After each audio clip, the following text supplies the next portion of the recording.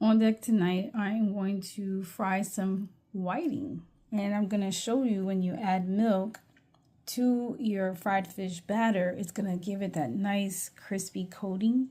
I also have some salmon pieces, and we're going to do some coleslaw. Very easy to make coleslaw. Yes, I'm just using the bag version, but you just need mayo, you need mustard, relish, vinegar, pepper, and I like using this black salt. Mix that. You could add a little bit of sugar if you like, a little bit, but very simple and easy. I'm going to put this all together. Remember, CJ's Cooking with and Baking with Soul. These are meals and memories are made here.